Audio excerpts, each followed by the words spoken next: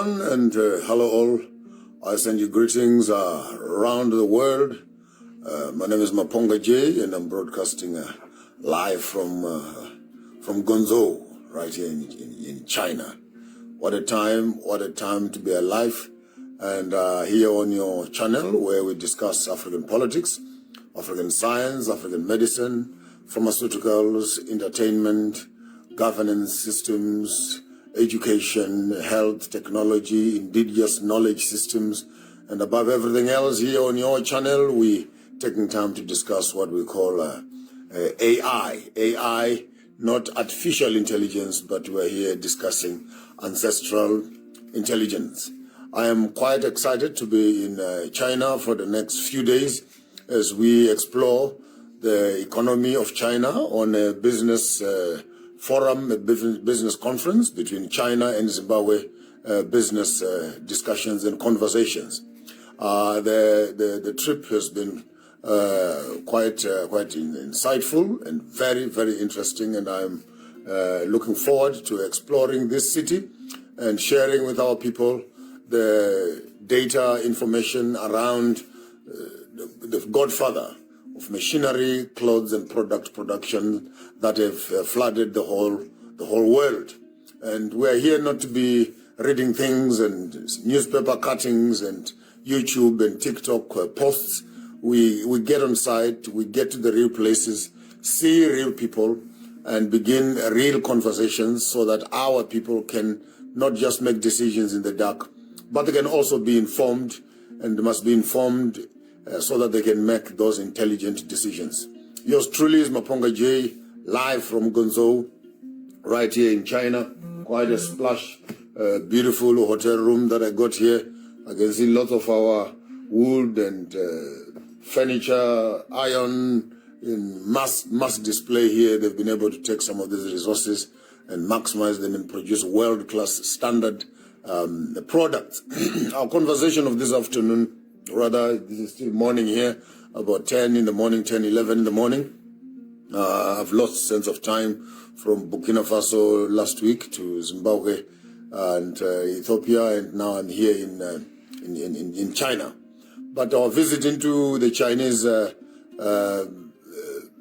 economy has, for a start, when I arrived at the airport, highly automated, beautiful city that they've built for themselves here. And the first thing that frustrated me, of course, is the absence of social media. Social media, our regular platforms, our TikToks, our Instagrams, our Facebooks, and other forms of communication that we always use to drive our propaganda and information around the world. They're not working here in China. You have to do some other extramural activities to be able to get access to information and data. On that point alone, critical, that when a country is in the business of development, the way you manage your media, the way you manage your propaganda machinery, the way you manage your narrative is very critical, because you could be building on one side and doomsayers are destroying what you're doing on the other side. And the quality of your opposition politics can actually have a direct impact on investor confidence in your own economies. So some of the African countries are actually disadvantaged themselves because the quality of media that they are pushing out about their own country reaches the people who must be coming to these countries and invest in those countries.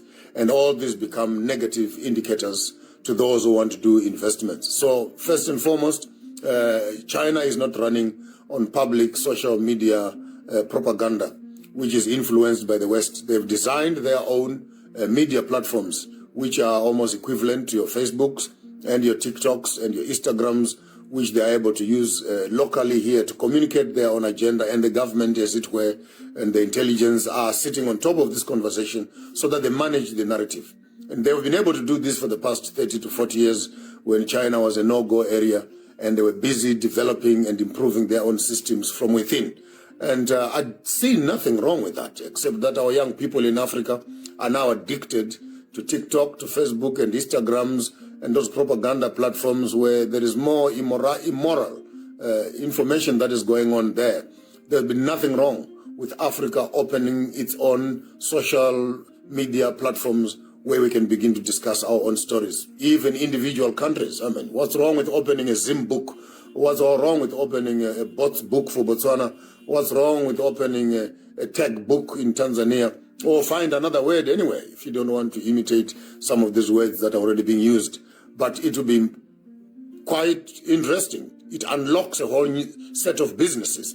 And I think where we are right now, our young people already have the technology, they have the know-how, they know the science of how to set up some of these platforms. The only problem we'll be facing is the government willpower, in terms of political willpower, to say we have the idea, we can set up the platforms, and we can make and mobilize our young people in our country to patronize these media platforms where every country and as a continent, we can begin to drive our own narrative. So if you want Africa to develop, stop relying on foreign social media platforms as a form of informing your people what you want them to do. And on the contrary, when you do this again, the young politicians, the young Gen Zs, who are already addicted to foreign diets in terms of media, will be the first ones to protest and start talking about freedom of expression, freedom of communication, and etc., not knowing that Facebook, Instagram, and etc. are sitting in the American government, and that is how they are harvesting content, harvesting knowledge, and harvesting public opinion. And they own these things because they are their own vehicles. We noticed the other day Zuckerberg coming blatantly clear when he was being asked by the CIA and the American government as to what is he doing with the information that Facebook is giving him. So these platforms that we are now eating very, very casually, we must know that even while we are here on these platforms, we are actually informing the Americans as to where is the public opinion of the community. Now, look what happens when Africa withdraws information from our enemies. We'll be able to start developing our own products and having our own stories and being able to relate those stories the best way we want to know how. So yes, China, there is no interruption of foreign media. They only capitalize and maximize on local media, which I think is very, very smart.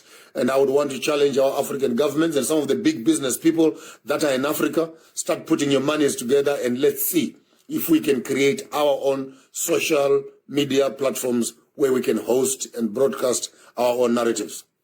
Secondly, that what I noticed when I got to China here, it is the extent of the city, the cosmopolitan concept. It is fully industrialized, fully automated, and concrete on top of concrete, building on top of building, and etc. Beautiful. It is beautiful because you're now dealing with the high population of people. You can no longer grow horizontally. You have to grow vertically. And for that reason, people are literally sitting and staying on top of each other. Beautiful construction buildings, world-class construction buildings. I mean, I would even take you to my bathroom here. Automated toilets. Literally, when you enter the door, the lights come on. Before you enter the toilet, the whole sitting chambers, they just salute you and they open and you press buttons there. You don't need to be using tissues and other things. They're quite interesting. I'm shocked to my boots. Quite fascinating. Lots of buttons on their side and warm air, cold air, to be cleaning and wiping your backside. Just be careful you don't press the hot one and you roast your backside in an ceremonious way. But quite interesting, I must say. We must share these things so that our young people who are also thinking of innovation, it will be high time to take some of these technologies or develop these technologies back home, and it can actually increase our hygiene and other things. The toilets flush themselves, they clean themselves, they sanitize themselves, and some of these sciences. There's no reason why we should be torturing ourselves, people doing some of the tasks that we think that they are not so good tasks when machines can do that. So this for me opens up a whole window of the opportunities and possible, advancements that are useful, could be useful in terms of developing our own country. But I want to spend most of my time today discussing a really, really critical component that I want to call it the benchmarking of African economies. Please, if you are able to share this video or invite a friend or two, I want to give you just half a minute, literally. What I'm going to be saying on this platform today is of critical importance. And if you have a friend or two that you want to tag, you want to share this post, let's do so. Tag your president, take your ministers, take your political friends and your business partners, so that we can begin to think together and think together as a collective. We do all this traveling around the continent and around the world, so that we can be able to benchmark, not only benchmark our economics, but also benchmark our social viability.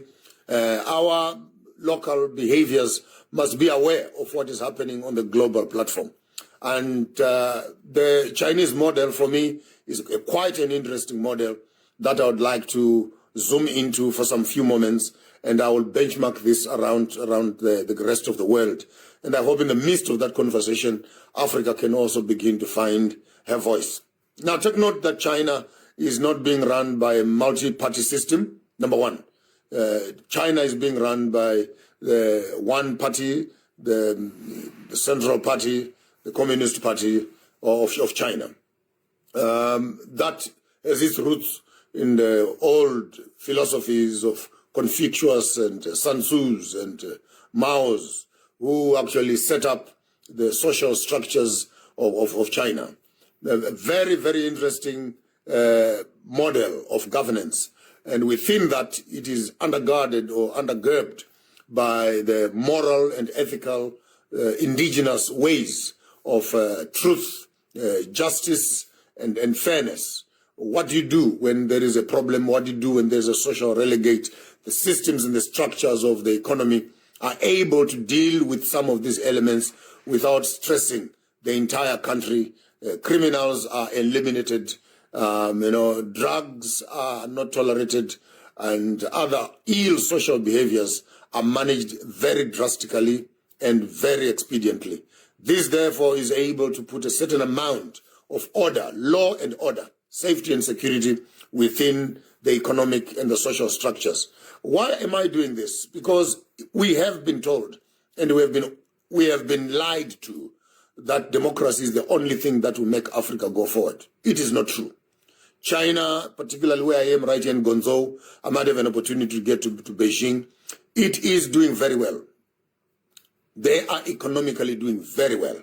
Their infrastructure is next to none. But they are not democratic, and they are not Christian. Two things that stand out very boldly. They're not democratic, and they are not Christian. So it is possible for you to be a non-democratic country, for you to be a non-Christian country, and still be successful. And China is highly industrialized. How is it industrialized? Their appetite of raw materials around the world is very high.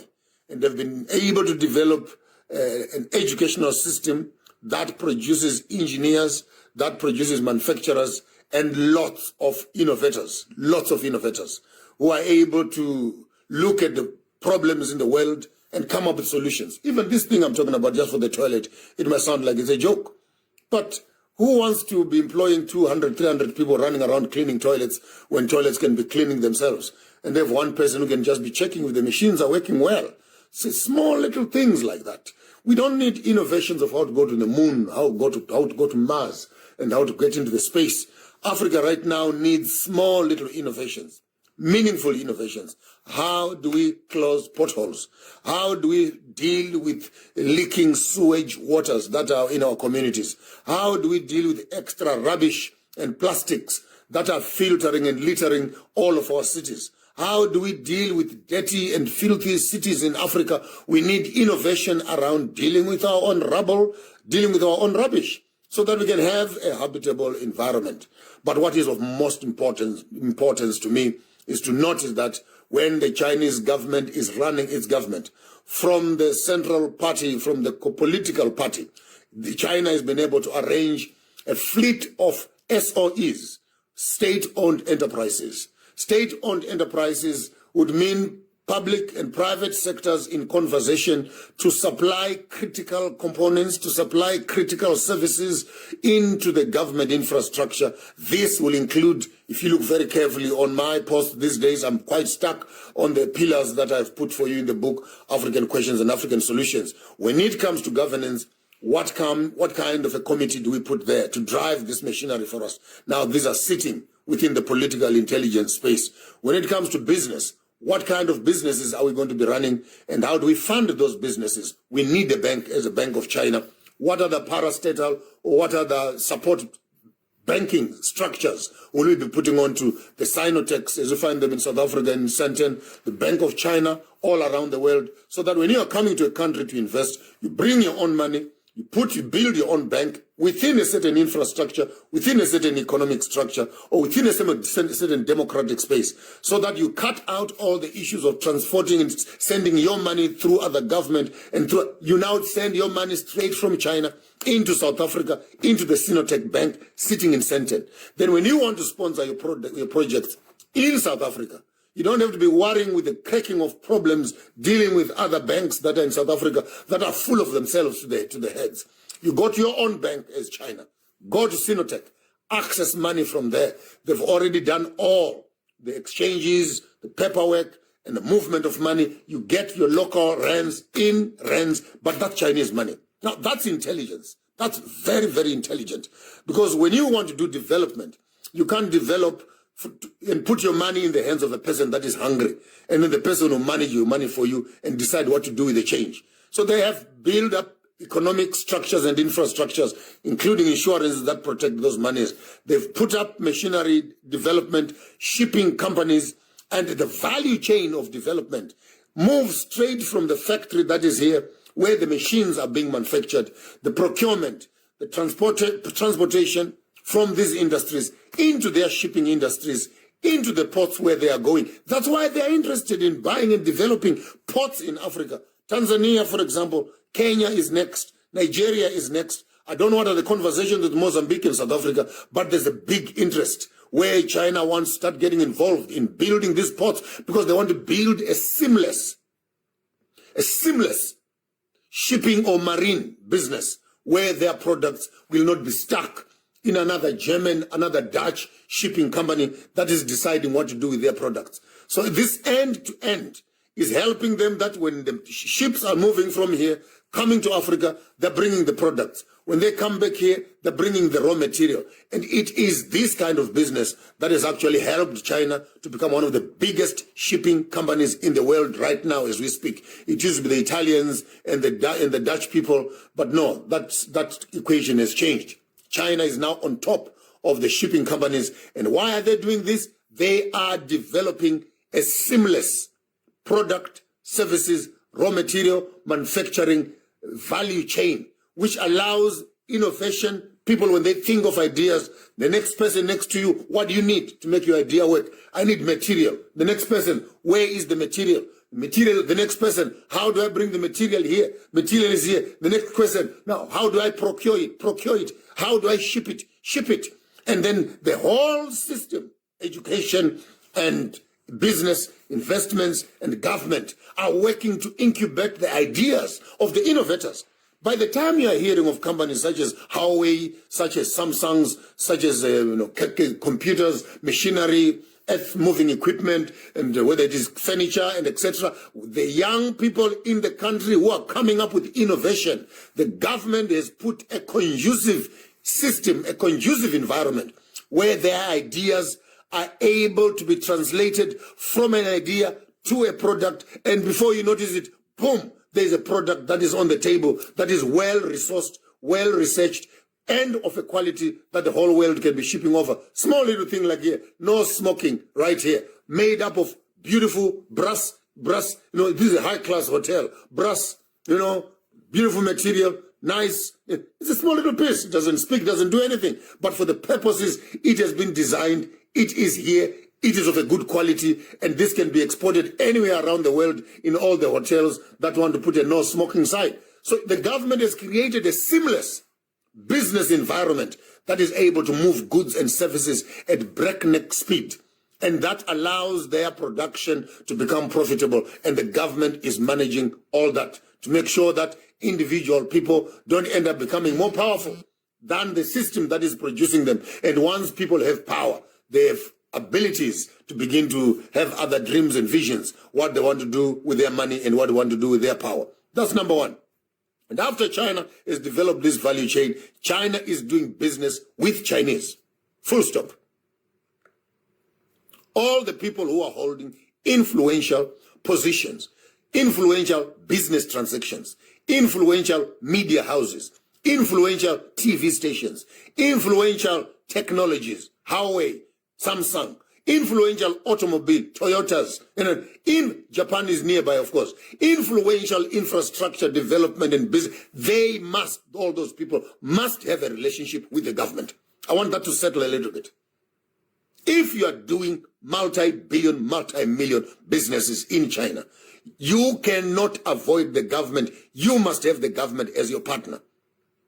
Strategically, politically, regionally, and internationally.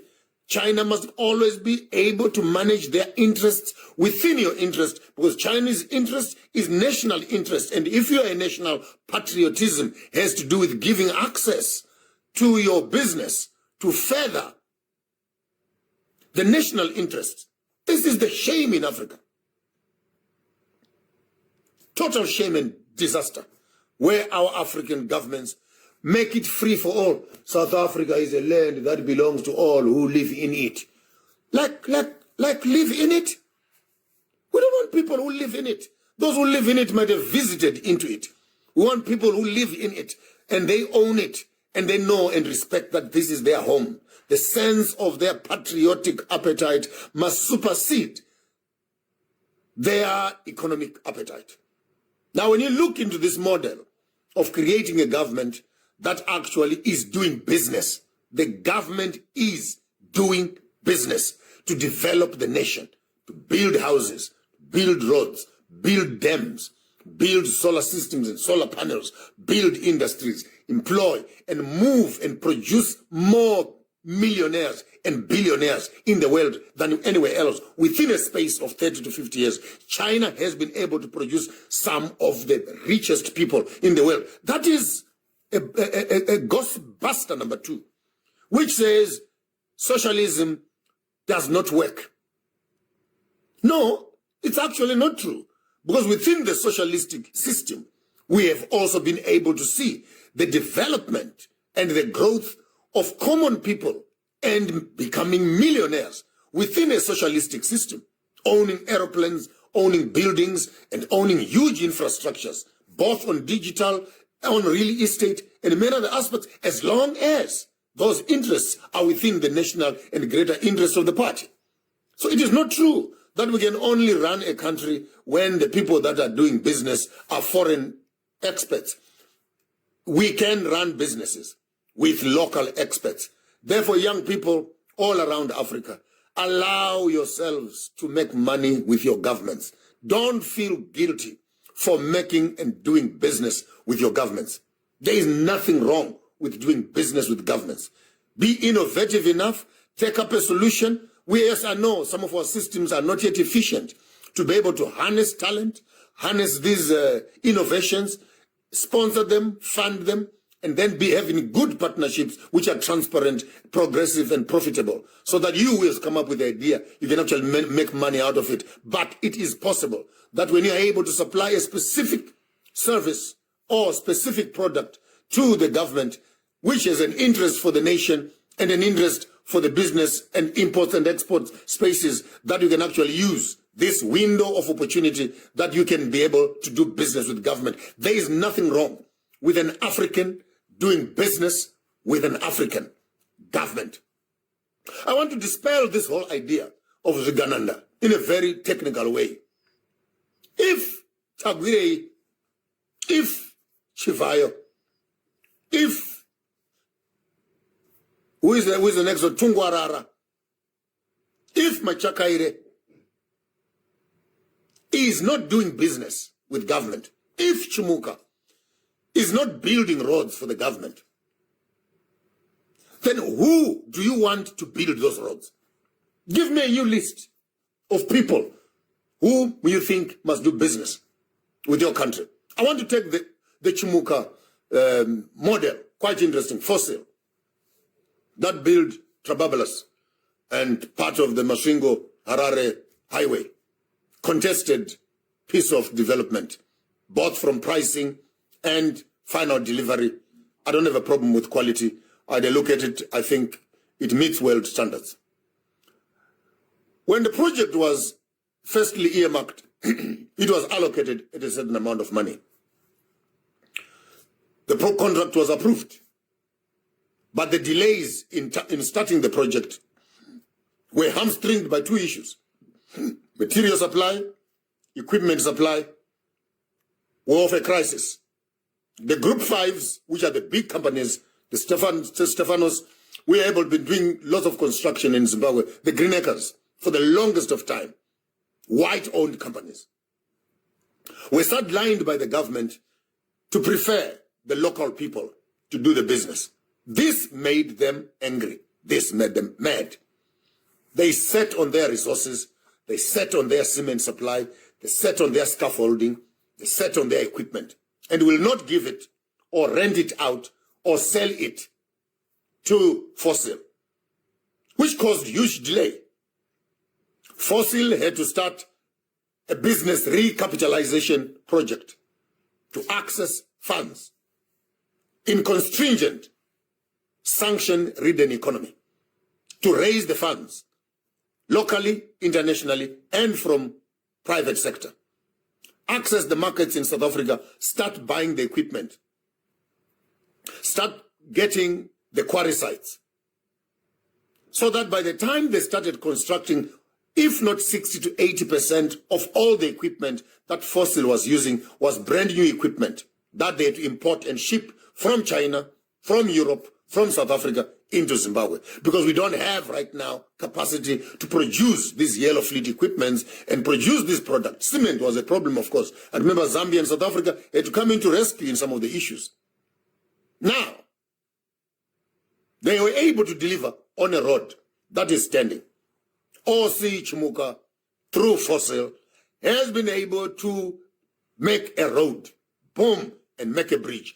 All the equipment that is needed is now available in the country. In the country. We now have capacity to build. Then you wake up in the morning and say, this is Chigananda. We want other people also to start participating in this government project. I don't think you understand how construction works. I have worked in the construction space for some time. Getting new suppliers of these services will take them another 4 to 5 to 6 years to build the same capacity that your local person, Chimuka, has been able to develop. It only takes you mathematics. You will have backtracked your progress with another 3 to 4 to 5 years, which took him to be where he is.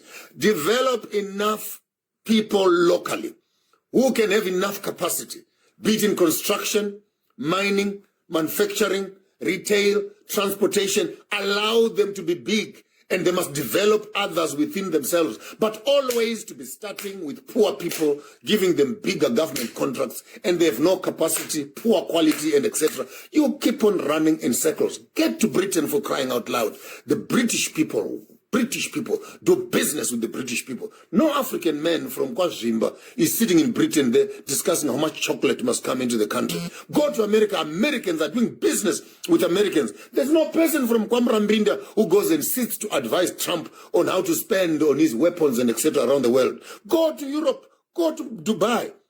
Tell me which of those economies are sitting, waiting for someone from Chingola, waiting for someone from Laudzi to come around and discuss, oh, we need to do so much. They look and talk to their own local people. African people, think and open your heads, open them fast. The problem of South Africa is sitting right there, where the local South Africans are excluded from their own economy, as the foreign nationals who are now nationals, who have a history of colonialism, are holding tight to the economies, and the multinational companies will not allow local people to own those businesses, except to come in as part shareholders, but not mass shareholders.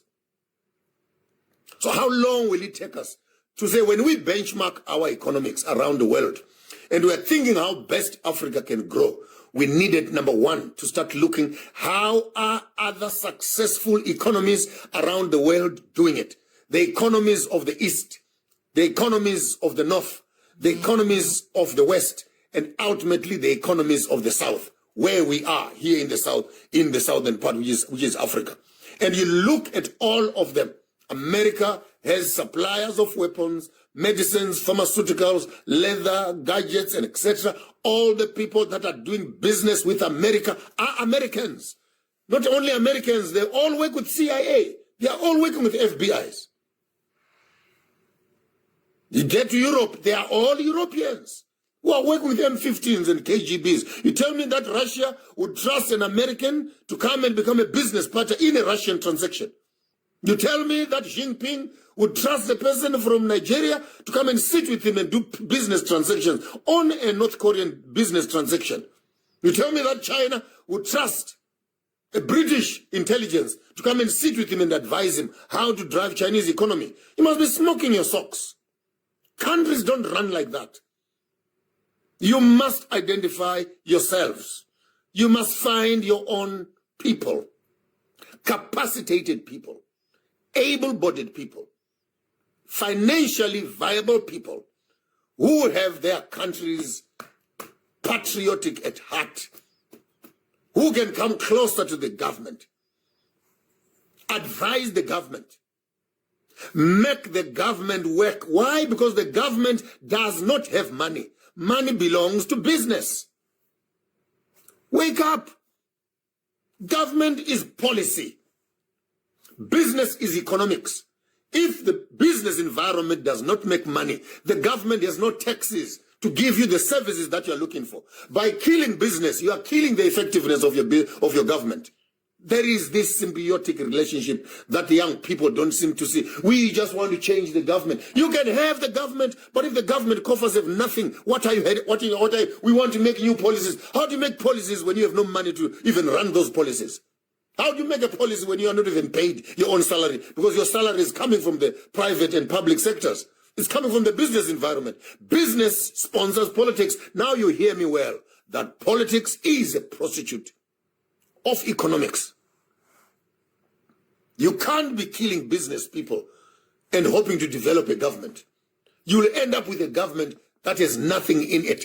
For the money that the government needs is not coming from government. The money is coming from private and public sector. It is the people, the entrepreneurs, it is the business people who give people employment. And when people are employed, they're able to return their services and their taxes into the government infrastructures, which now begins to give the government. Therefore, the government is a servant of the people. Their business of the government is to write policies that makes it easier for the people to survive and businesses to thrive, managing regional and international politics for the success and development of their local communities. Now, there is a definition if you're looking for it. It is this understanding that we needed to start putting around our African governments. I will say it bluntly, in a very blunt way. Every country in Africa must identify patriotic business people, sharp, patriotic business people. Bring those people closer to you. Give them government contracts to work. Make them make money, big money. When they have made money, these same business people must capture your government and begin to direct the policies that will make their businesses function better so that you can make more money as government. They call it state capture. There is no country in the world that is not captured. There is no government in the world that is not captured. Money captures everybody. The question is, what kind of a capturer do you have? Are you captured by multinationals? Are you captured by foreign investors? Are you captured by private sector, or you're captured by patriotic businessmen? So the Botswana government, the biggest business in Botswana is De Beers. De Beers, a South African company. Now, how do you trust your resources as Botswana in the hands of a South African businessman, in the hands of Nick Oppenheimer, De Beers, and still hope that you make decisions? Don't you see the science? If they are the biggest business, they are the biggest sponsors of your taxes. They can sponsor anybody in the country to take over the government as long as that person does policies that favor their business. This is common sense. Therefore, when it comes to critical resources, Every country in Africa must not allow their critical resources, such as uranium, such as platinum, such as chrome, such as agriculture, such as diamonds, to be in the hands of private individuals. Because when these things are in the hands fully of the private individuals who don't have a good relationship with the government, with the monies that they make from those resources, they can use the same money to destroy you. I would want to make a declaration, and I know I'm going to become public spectacle on the media for the next few days, but frankly, I don't care. I wish we could have another 20 or 30 Tagires, another 20 or 30 Chimukas, another 20, 30 Tungwararas, another 30, 40 Chifayos, another 30, 40 Sakupkanyas, who can all make money. We don't know where they're making their money. But after you make your money, bring your money together as patriotic Zimbabweans. Come on, do roads, do hospitals, put the infrastructures together, build and develop your countries. Because there's no way all of us can have the business acumen that some of them have and how they make that money. But we just hope that when they make that money, they are willing to come back and use the money in the system and not use that money against us as the same thing dividing and ruling amongst us. That for me is common sense. It is common sense, and I would say every African government must be captured by Africans. There's no crime. Every government must be captured by its own people. You, when you are working right now and you're thinking what to do with your life, think, how do you capture your government? And when you capture it, influence it to draft, run policies that favor your development. Now, if that is free advice, you may not agree with everything that I'm saying, but at the very desktop, apply your mind and think. When these businessmen are giving away cars, they are giving away houses, they are giving away what? They are not giving them to you. They are giving them to the people that they want to give them to. It is their money. They're giving them to the people they want to give them to. And while they're giving them that money, their allegiance is firstly to a political system that has created a conducive political environment and an economic environment for their survival. Therefore, their allegiance is not towards you as common people. Their allegiance is towards the system that assists them to drive their business. I would do exactly the same. And people are angry. You can't be giving that, you can't be giving that. No, you don't understand. Young people, you don't understand. It is a business transaction. And when I help you as government to do certain things, you come back here and you help me to help you by investing and putting things into the places and spaces that will make me look nice like I'm a government. That's how, I think that explains the weekend Chivayo, the Kudakwashita Grey conversation. Once and for all, put it between your ears. Their allegiance is not primarily towards you. Their allegiance is towards ZANU-PF. ZANU-PF, which is actually the mother of their development and the security officer over the businesses that they're doing. It makes simple sense. So what stops you? Now that makes sense. When Tagwire said, when you don't make contracts and you don't do tenders with government, you are a fool.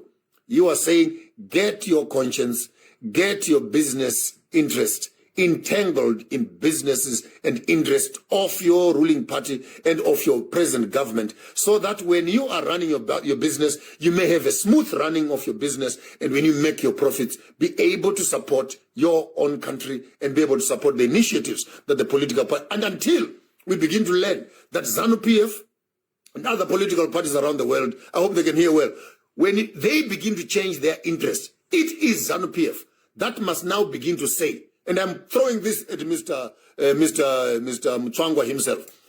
You as a political party and a spokesperson of a party, begin to say with your mouth, we no longer need the cars from you. Please, can you take this money and do that, and do that, and do that, and do that. And your principals, who are your sponsors, will move your money where your mouth is. But it's a problem, of course.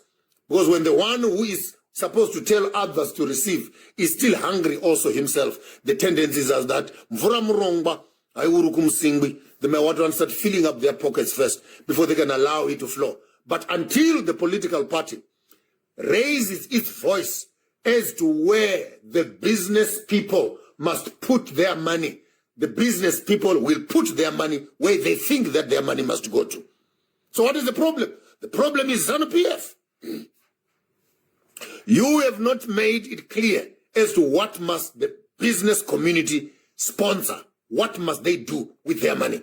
Right now, as ZANU-PF, you are the one enjoying the benefits from those that are financially able. Every money that you get from them is going into your coffers, into the system, and oiling the system. And 40 years later, the system is still not yet oiled. We hope that some ZANU-PF people can begin to hear what I'm saying right here. Stop eating everything as ZANU-PF. Allow these business people to share their money with other people also. Say it with your mouth. Say it as ZANU-PF, at ZANU-PF headquarters. Say it. Surprise the whole country. Make a declaration that as ZANU-PF, all the donations must be directed towards those other initiatives. And let's see if the business community will not respond positively. Because you are the ruling party. So you cannot leave the business people to be insulted by the community when in fact what is driving their donations is your appetite as ZANU-PF. Your unquenchable appetites of gifts.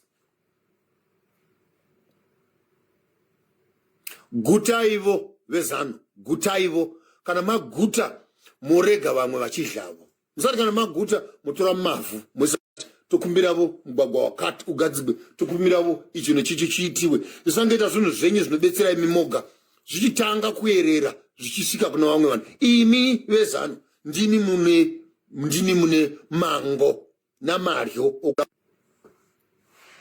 So the transformation needs to come from those that are receiving these benefits. And I think I would end there for today. China is being run by Chinese. Europe is being run by Europeans. America is being run by Americans. India is being run by Indians.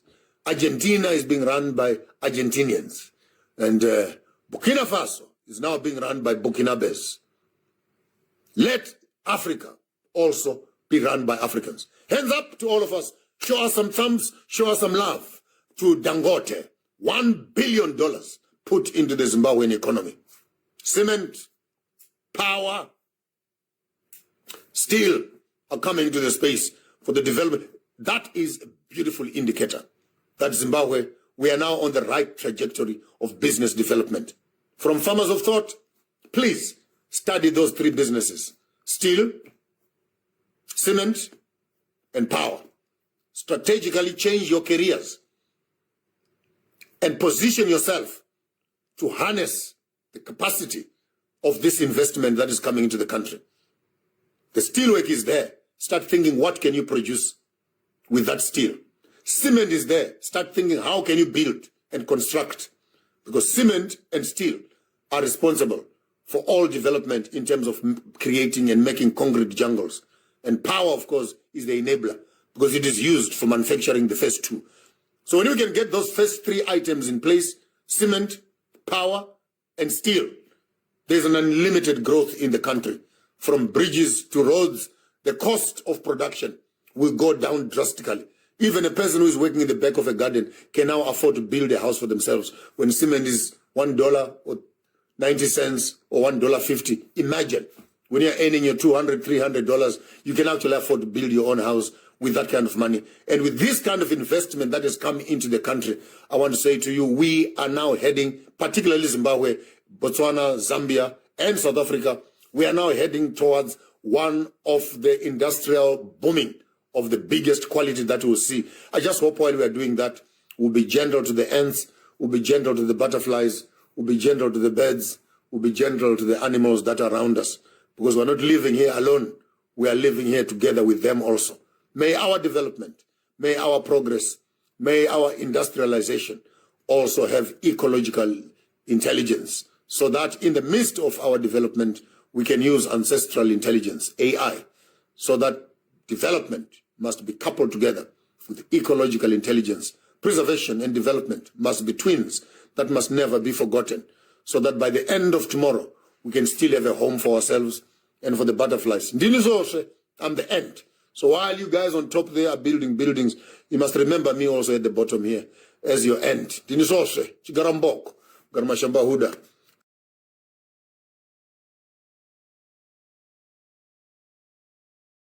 That is Joshua Maponga, who I was speaking from Guangzhou in China. He spoken many things. He tried to energize Africans and giving Africans some ways how we can develop, how we can have um, production chains, the way other countries such as China has did it or has done. So I think as Africans, especially our leaders, we need to find how we can have this value chain. Of course, we know that maybe someone can manufacture something, but others can procure, others can produce raw materials. And if we can do like that, brothers and sisters, there's no need for we Africans uh, to suffer or to demand for what we call job opportunities because jobs are already here. Let me take you just in the area of textile. Just imagine we are almost 1 point. Let us assume we are 1 billion people. We are more than that. We are 1.2, 3, I think up to 4 billion people in the continent of Africa. Just imagine everyone need a single shirt, just single shirt. And yet we have countries that have good environment for producing cotton. Try to imagine. And one shirt maybe cost $1. How much you can make through textile industry, how much you can make. So those who have horrible land and good environment for producing cotton, they can have given opportunities and responsibilities to produce more cottons. Others will transport that cotton from where cotton are being grown to the areas where cotton will be processed. We are creating jobs. Also from there, we'll go to the textile industries where designers will get jobs. They will design different kind of clothes, and also at the end of the day, they will create clothes or dress or shirt.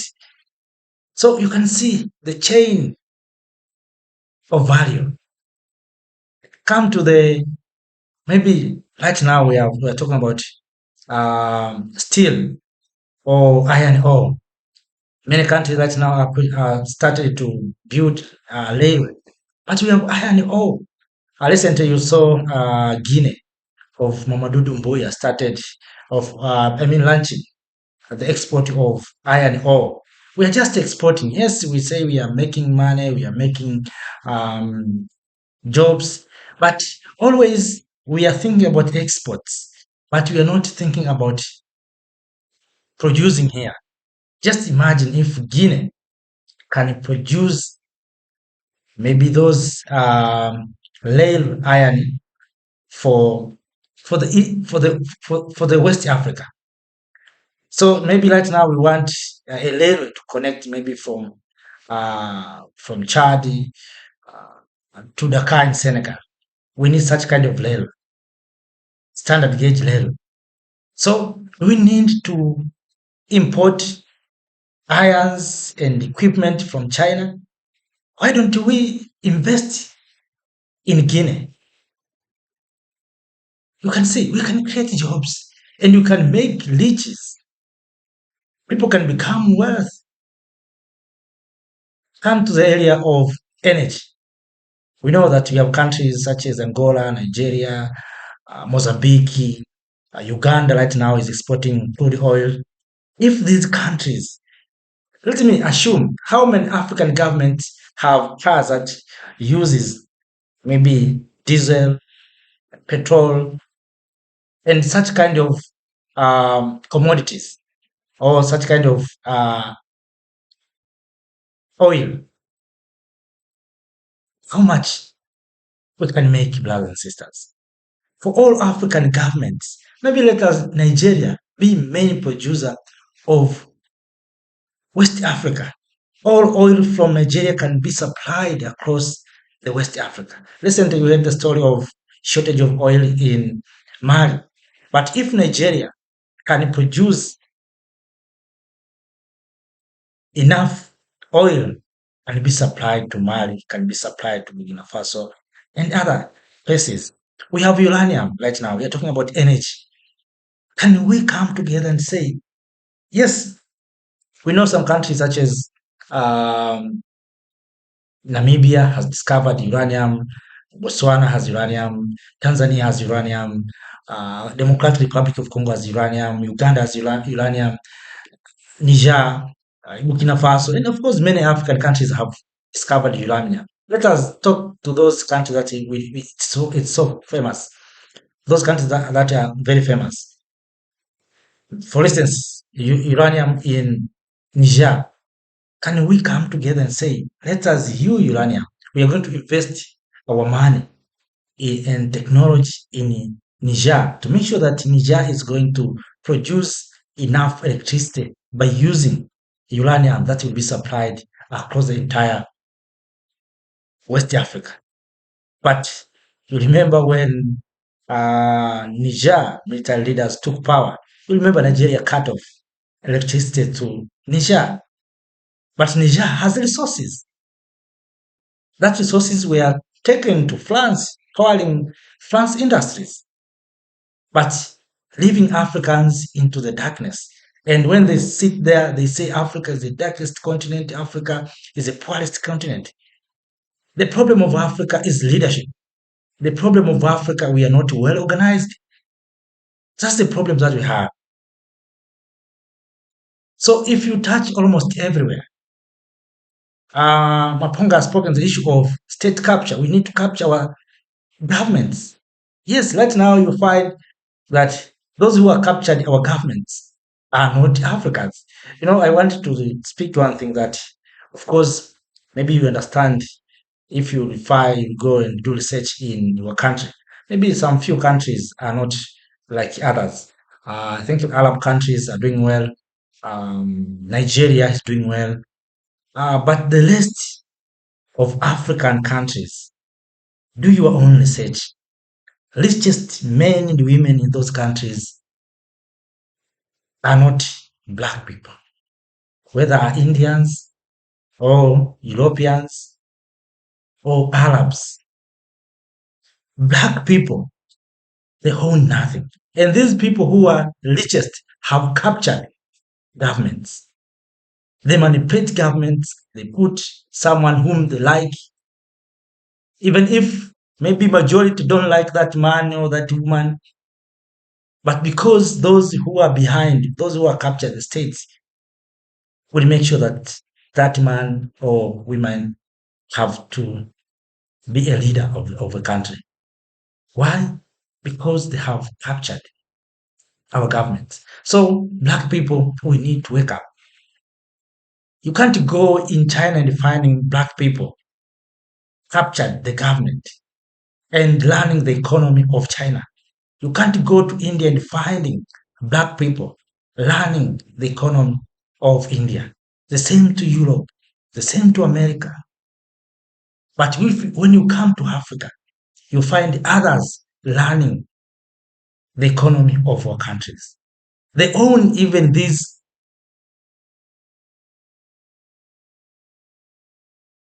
power. They own these uh, power facilities. So at any time, they can say, if you don't do this, or if you don't do that, I'm going to cut off the power. That's how they're doing. But we black people, we think that we can't learn our economy. Look what is happening in Nigeria. Nigeria has succeeded. The good thing that I admire from Nigerians, they learn their own economy. If you go and look top 10 of Nigerians who learn the economy, you find that it's black people, black faces are there. But if you go to other countries, you find Indians, origins, or Arabs, or others. But they captured the government, and black people who are majority have nothing. Go to South Africa, you will see. Yes, we are saying that South Africa is accommodating both the colored and the white, but let us look who are the origins. Can Africans, can those people go to China and do like that? Can those people go to India and do like that? Can those people go to Malaysia and do like that? Can they go to Russia and do like that? They can't do, but they do in Africa because they know how to manipulate our leaders. And I saw this generation of leadership are so corrupt, so corrupt, so corrupt, and that's why it is very easy to be manipulated. They like to get wealth without doing anything. And the only place where you can become rich without doing anything is in Africa, where if you join African politics, you can become rich without doing anything. If you go to America, you find rich people. They are innovators, they own industries, they have technologies. If you come to Africa, these black people who are so rich, many of them are politicians. They are entrepreneurs. They have no business except being entrepreneurs. So when Chinese, and these are the ones who are making Africans not to own the economy. When they see that it's the time for Africans or for certain country or their own country to build roads, they look, oh, we have a Chinese company. They take 10%. They put in their pocket. The same to medicine. If they saw Africans can produce their own medicine, they say, no, no, no, no. Wait, we have companies, good companies. They take 10%. That's what they're doing. So this generation of leadership is so corrupt. And they know themselves that they're so corrupt. You can't compare the current leadership with the previous leadership of Kwame Nkrumah, Nyerere, and others, except few leaders like Traoré and Goita and others who are so revolutionary. But most of them are corrupt. You can't, sometimes you wonder that these leaders who are telling us that they're improving hospitals, when they sick, they don't go to these hospitals that they are saying they have already improved. They run away from public hospitals. They run to India. They run to Europe. We saw these politicians, when they die, in India, they die in Europe, they die somewhere, as if they cannot survive in Africa. So, and I'm thanks to God that God has given balance.